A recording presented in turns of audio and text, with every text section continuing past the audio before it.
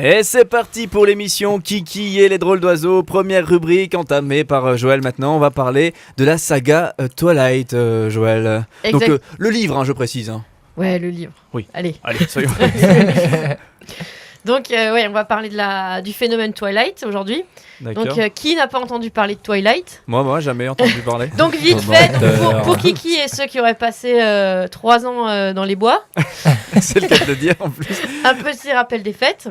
Donc, Twilight est une série de livres qui ont été écrits par Stephanie Meyer. C'est une gentille mormone américaine qui trouvait que dans la littérature pour ados ou jeunes adultes, on parlait beaucoup trop de sexe. Et donc, un matin, elle s'est réveillée, elle a eu la vision d'une histoire entre Bella, qui est donc une mortelle, et Edward, le vampire. Attends, j'arrive pas à le croire que cette histoire, c'est une parce qu'il y a trop de vision. sexe. C'est hallucinant le truc. Et là, voilà. Et donc, sans mauvais jeu de mots, elle a couché ça sur papier. Bon, Joël, hop, carton rouge. Et donc, ça a donné un carton littéraire. D'accord, Donc, justement, voilà. carton. Oh, on est très fort aujourd'hui. Dans la veine d'Harry Potter. Donc, elle a vendu 100 millions d'exemplaires à ce jour. Facile. C'est quand même encore 4 fois moins que Harry Potter. C'est déjà Déjà pas pas mal. mal. Avec les adaptations cinématographiques, évidemment, qui ont suivi dans la foulée. Et la Robert Pattinson Mania. Ouais. Voilà. C'est jackpot du coup. Voilà, le gros jackpot. Donc là, ne vous imaginez pas que je vais vous conseiller de lire Twilight. En fait, c'est le contraire. Mais D'accord. pourquoi Est-ce que tu as lu les 4 parce qu'il y a 4 volumes en tout, hein, c'est ça? Non, alors, en fait, j'ai lu 82 pages. Parce que oui, j'ai testé quand même. Elle a essayé. Et voilà, j'ai lu 82 pages. Elle n'en pouvait plus après. Exactement. Donc, je vais vous expliquer les différentes raisons qui ont fait que je ne suis pas devenue une grande fan de Twilight. D'accord. Donc, premièrement, le style de Stephanie Meyer, c'est pas franchement la chose la plus formidable que j'ai lue dans ma vie. On sent l'émotion dans la voix. Ouais, c'est clair. Hein alors, ce qu'en dit Stephen King, donc, qui est un grand maître du roman. Bah oui, Shining, Voilà. Mr. Shining. Ah, ça y est, j'ai réveillé Kiki, c'est bien. Oui. Donc, lui, il dit donc, la différence entre J.K. Rowling, donc, qui a écrit Harry Potter, et Stephanie Meyer, c'est que J.K. est un écrivain remarquable, tandis que ce qu'écrit Meyer ne vaut pas un clou. Ah oui. Ah, Voilà. Il est Aïe, bien aïe. sympathique. droit au but. Ouais, bon, je vais peut-être pas, Au moins, j'irai ça, peut-être c'est pas jusque-là, mais bon, elle a quand même réussi à faire lire des milliers d'ados. Donc, Quand même pas mal. voilà. C'est le prof qui parle. Même si c'est un peu mauvais, avec un peu de chance, il y en a quand même quelques-uns qui ont pris goût à la lecture. Donc, on positive. D'accord. Voilà. La deuxième chose qui me dérange, évidemment, c'est que ça nage quand même en plein sur paranormal, surnaturel, occulte, etc. Oui, avec des vampires méga sympathiques pour le coup. Ouais, alors entre le fait, donc déjà, Stéphanie, elle a quand même eu la révélation, soi-disant, en rêve que du couple Bella-Edward. Ah oui, d'accord. Voilà. Ah, c'est une vision. Voilà, elle s'est réveillée le matin et elle avait eu cette vision dans son rêve la D'accord. nuit et donc directement elle a commencé à écrire Oui, son généralement livre le en se rêve, réveillant. ça se passe la nuit. Voilà. Ouais, ouais. Oh, je dis ça, je dis rien. Ce qui est Pendant bien, la c'est sieste. qu'on peut vraiment faire sa chronique sans se faire couper. par qui- Non, mais continue, je t'en prie. Et donc après, bon, évidemment, Edward, c'est un vampire. En plus, il brille. Et Oui. il brille. Ouais. Spécial Dans la dédicace, nuit. très pour Josué qui a Il a des adoré. petites paillettes sur le visage. Voilà, il est télépathe, évidemment. Ouais. Et il y a Jacob aussi, un autre personnage. Lui, Donc, c'est le loup, c'est ça? ouais, c'est un loup. En fait, Suis c'est un, Josué, c'est bien. c'est un shapeshifter. Un quoi? Un shapeshifter, c'est Un des chien loup. personnages qui ont la possibilité d'apparaître sous diverses apparences. Donc lui, il se transforme en loup, mais Un big loup. voilà, si vous avez Mais vu c'est- d'autres trucs de vampires, C'est un loup-garou ou c'est un loup? c'est un, je sais pas si c'est vraiment un On dirait les loup-garou loups. ou un loup. Mais Kiki va nous dire, parce que Quoi lui, il a vu tous les films. Oui, non, Alors, mais, est-ce que on c'est a un le- vrai loup-garou ou On est-ce- a le fan absolu ici, hein? non, mais c'est parce que. Non, mais Non, non. Jacob, est-ce que c'est un loup-garou Trop tard, c'est fini. Non, ou est-ce mais- que c'est un loup tout simple? Non, parce qu'il perd pas le contrôle de lui-même, Jacob. C'est triste que je commence à raconter ce qui se passe. mais Jacob ne perd pas le contrôle de lui-même au moment où il se transforme en loup, effectivement. Mais ses sens agressifs sont Ouais. décuplés, par contre. Mm. Mais il reste lui-même. Oui, il devient c'est pas pas mal, c'est fou bien. dangereux d'un seul coup, C'est- loup-garou. Mais la définition d'un loup-garou, c'est pas juste un gars qui se transforme en loup tout simplement. Oui, tu sais, je suis pas spécialiste en définition de loup-garou. Non, mais par exemple, quand dans il est d'autres sagas vampiresques, etc., comme Oui, on ne trouve plus les mots. J'allais dire True Blood, mais en livre ça s'appelle pas True Blood, mais ils ont fait une série True Blood à partir de cette série La Communauté du Sud, voilà. Et là-dedans, il y en a un qui peut se transformer en chien, par exemple. En chien, les licans. Ah, les licans, ça c'est dans un autre film. Underworld, effectivement. Voilà. Bref, donc je vois qu'il y a des grands fans.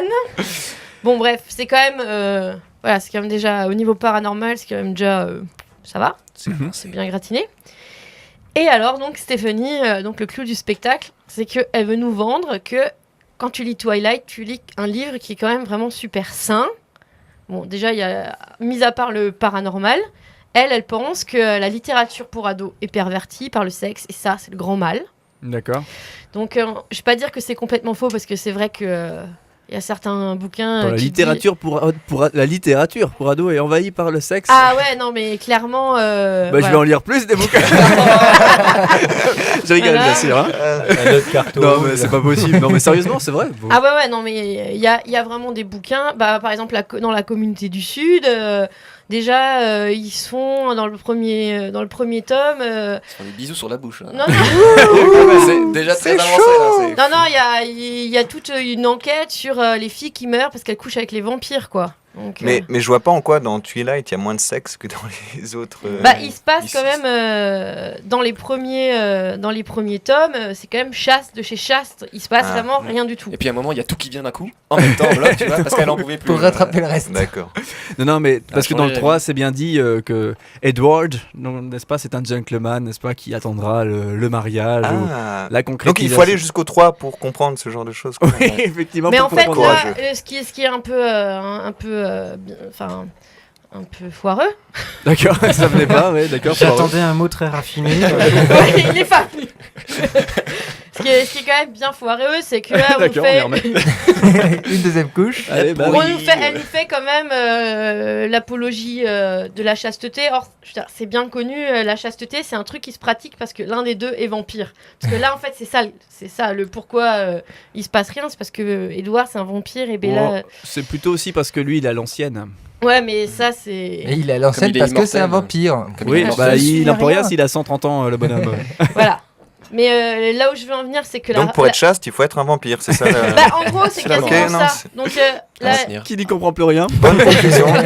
la relation entre Bella et Edward, et celle qui fait donc triper des milliers d'ados, en fait, ça repose sur aucune réalité. Oui, un vampire en même temps. Ouais, voilà, non mais c'est ça. Et donc Bella, en fait, c'est juste une fille qui est super mal dans sa peau, qui vit à Fork, donc la ville où il pleut tout le temps. Parce qu'il pleut quand même tout le temps.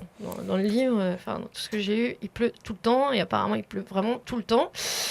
Et en fait, elle cherche pas à sortir de sa névrose ou ses problèmes d'adolescente, etc. En fait, elle s'enferme complètement là-dedans. Et donc, quoi de mieux que de tomber amoureuse d'un vampire ? C'est quand même l'amour impossible par excellence. Voilà. Donc, alors oui, il n'y a pas vraiment de sexe ici, pour le sexe. Mais il n'y a rien qui est sain, en fait, dans la manière dont les personnages sont traités, dans la relation entre Bella et Edward sont traités. Et personnellement, que des milliers d'ados à travers le monde s'identifient à Bella et s'identifier à rechercher cette relation qu'il y a entre Bella et Edward, qui est complètement presque mythique.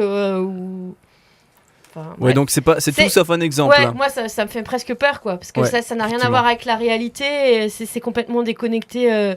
Dans la réalité, du réel. Ça y va. Hein. Disons, c'est là où tu te dis c'est pas franchement réaliste. Oui, bon après, il y a certaines. Surtout aux États-Unis. Après, c'est une question de culture. Ouais, voilà, aux États-Unis. C'est très fréquent, j'imagine, d'attendre le mariage encore pour consommer. Ouais, mais alors, par exemple, c'est très fréquent de tomber amoureux d'un vampire. Voilà. Non, mais j'imagine que c'est beaucoup plus dans leur culture qu'en voit notre culture française. Ça n'existe plus beaucoup. Quoi, mais alors, ce que tu vois maintenant, c'est que on dit, on met en fait les gens qui lisent Twilight. Alors eux ils sont pour la chasteté, et alors après il y a les chrétiens fondamentalistes, eux aussi sont pour la chasteté. En fait, Twilight, les fans de Twilight et les chrétiens fondamentalistes, en fait c'est un peu le même genre de personnes. Donc ça c'est un peu ce que tu vois dans les médias un peu libéraux américains. T'es un chrétien fondamentaliste. C'est maintenant que et je suis un vampire en plus. Partez en courant. C'est vrai que dans les premiers siècles, les chrétiens on les accusait de boire du sang. On s'imaginait que le rite de la scène, c'était véritable. On pensait Ah qu'elle oui, c'est vraiment vrai que faisait c'est des fameux Rick sacrifices. Donc, petite pause musicale peut-être, où on en a fini avec notre rubrique Twilight, ou ça continue encore après la petite Ouais, on pause? peut faire un débat après. Oui, ah, Ouais, super. ouais. Ça donne envie de débattre. On l'a Allez, déjà commencé. petite pause musicale et on se retrouve tout de suite après pour continuer à parler de cette fameuse saga Twilight qui fait tant parler d'elle.